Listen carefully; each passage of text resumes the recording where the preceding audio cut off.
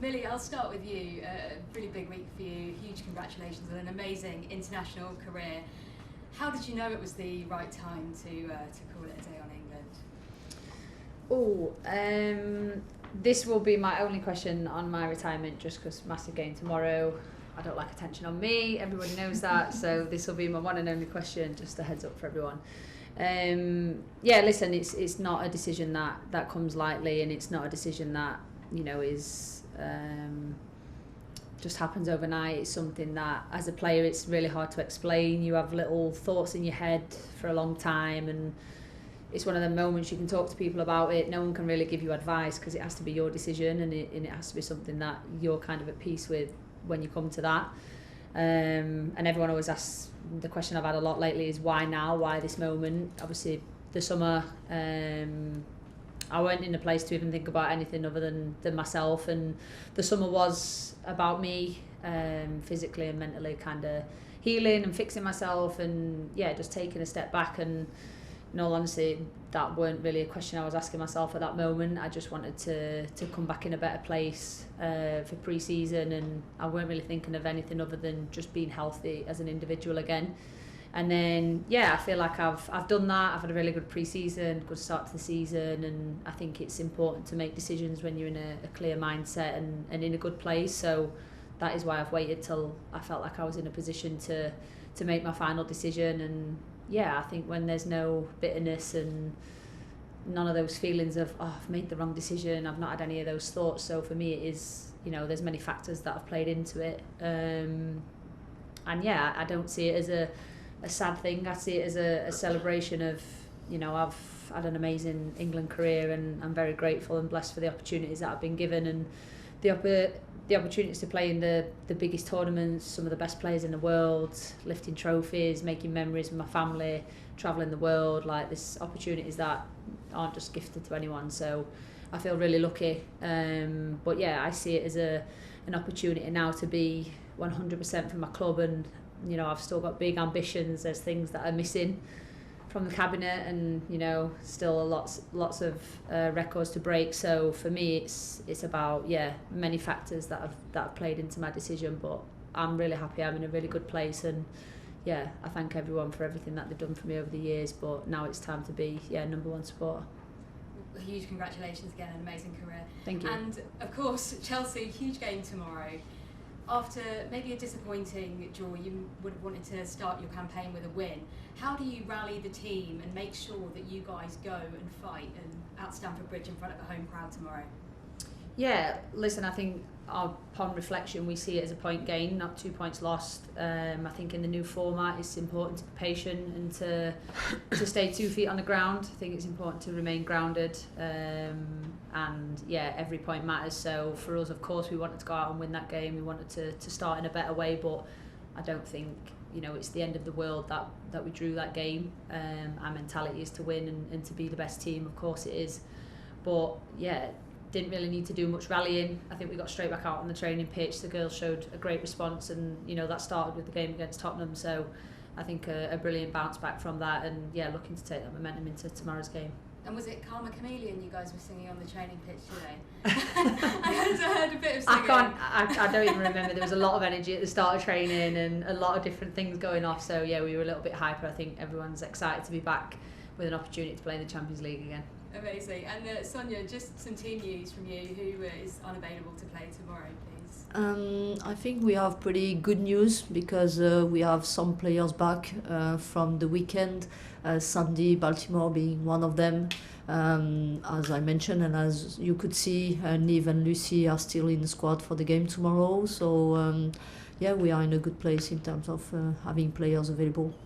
And do you, as a manager, feel the weight of expectation from the fans? This is the trophy they all want, right, going into this competition? Yeah, and again, I just said from the beginning, we want to compete as far as we can in every competition we are involved in. The Champions League is a special one because this competition is the biggest competition you can play as a club. That's also the only trophy who is missing in this club. This is also the reason why it's so special for us. But the competition is getting harder and harder, and we just need to make sure we focus on ourselves. I know we have the quality to go far in the competition, and hopefully we'll show that tomorrow on the pitch. And do you have, how would you summarise Millie's amazing international career as her club manager? Probably summarize it's the wrong word because there is so much to say. The first thing I would say it's congrats Millie on this huge achievement. I think being able to play at the highest level for so long, being consistent and showing that many performances at a good level, as a player, as a captain, as a leader, but also as a good person. I think Millie was for me a surprise. When I say surprise, just because I faced her multiple times when I was the manager in other clubs, but when I first joined, I could discover the person she is too. And I think when you want to be one of the best in the world, you have to be a really good player but also a good person. She has great values. She has shown that through her career. She's coaching to do that every day in Chelsea. And a big thank you for that. She's a big support for me as a captain, as a leader in the team. And she means everything to this club.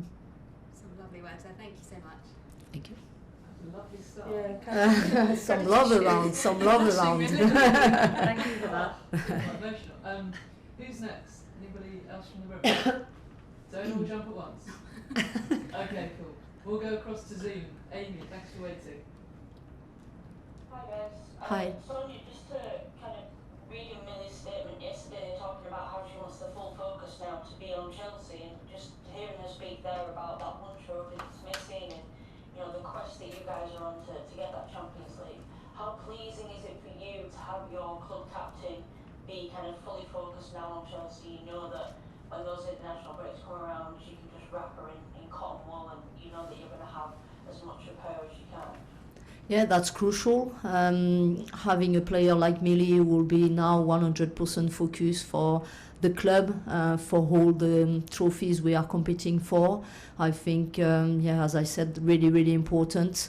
I know she's a player who is always on the pitch first thinking about the team. She will always give 100% and even more to the team. And I think she just leads by example. And having this type of leader, this type of captain in the team is the best thing you can have when you are a manager. So I'm grateful for that. And I know she will bring all the good energy to the teammates, to the players on the pitch to make sure we achieve the best season possible. Millie, you mentioned there that the point in 20 was a good point, but I sense that there will be frustration that you wanted to get all three. Can you channel that going into tomorrow and tell me look, okay, last week was a good point, but no, now we really want to start here on the home side of the Champions League with a win. Yeah, definitely, and saying it's a good point is not us saying we didn't want to win that game and our ambitions are not to be better.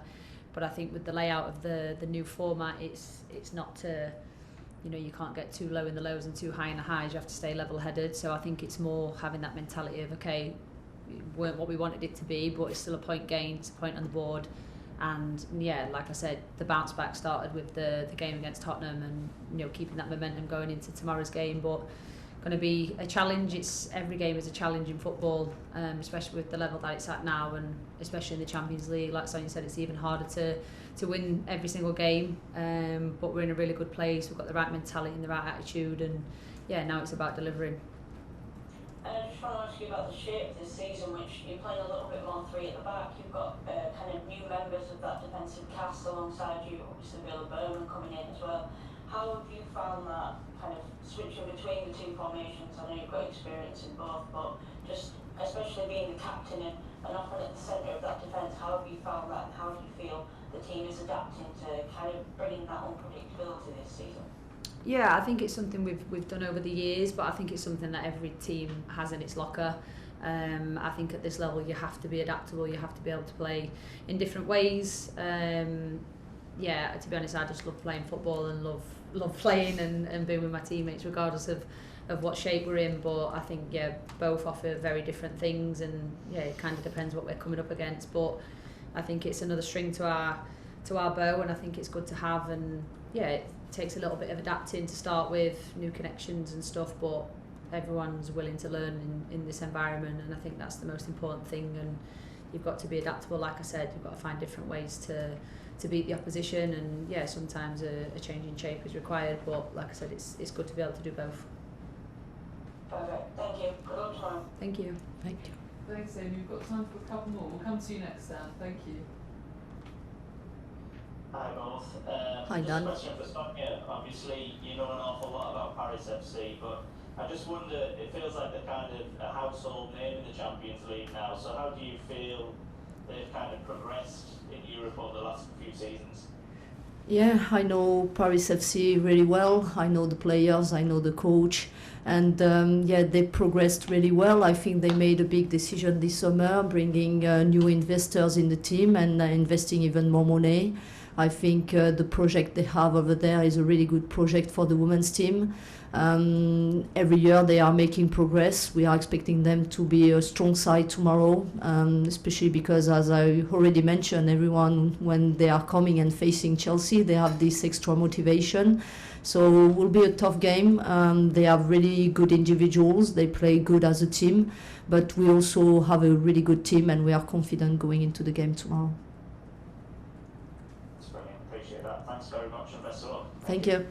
Thanks, Dan. We'll finish with Kit. No pressure, Kit. There's always pressure, don't worry about that. Hi, both, nice to see you. Hi, Kit. Sonia, hello, hi. In the past couple of days, it feels like, past couple of games, sorry, it feels like your team's had quite a lot of the ball, quite a lot of possession, but only managed to score 2 goals. Is that kind of lack of converting possession into goals something you're particularly concerned about at this stage, or is it kind of too early to make too big a deal of that?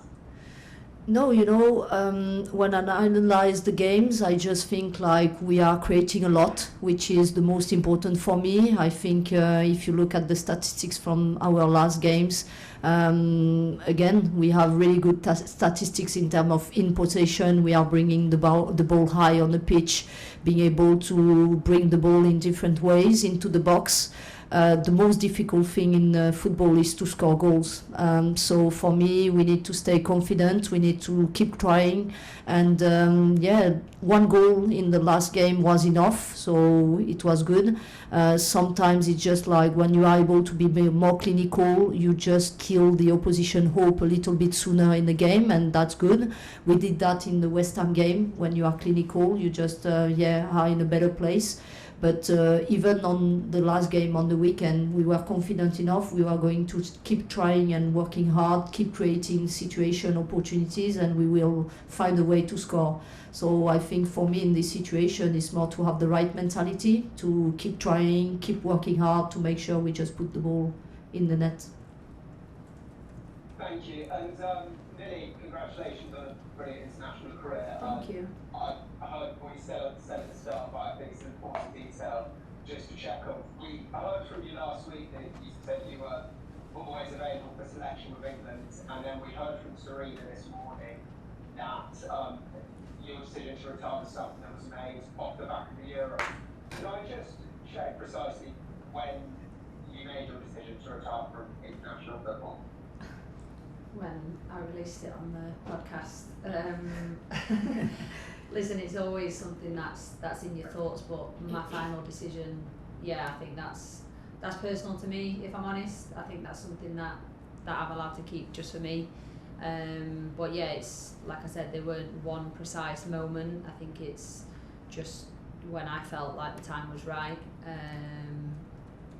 And yeah, that's then when I had the discussions with Serena, I had the discussion with Sonia, and the people around me. But yeah, I don't think there was one precise moment where I woke up and I thought, you know, today's the day, I'm going to call it.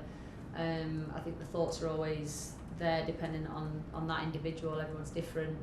And then obviously there's things that need sorting, the announcement and stuff like that. And I decided to announce it on the podcast. It felt like more of a me thing to do than just putting out a statement. It felt more, I don't know, heartfelt. I felt like I could speak to the fans better, and it could be a little bit more understood Sometimes when things are written down, you don't always gauge properly how that person has written those. So yeah, the podcast felt the best way for me to announce it, where I could say exactly what I wanted to, and hopefully people could hear in the way I was explaining it that it was the best thing for me, and I think that's the most important thing in this situation. Yeah, thank you very much. No worries. You'll have to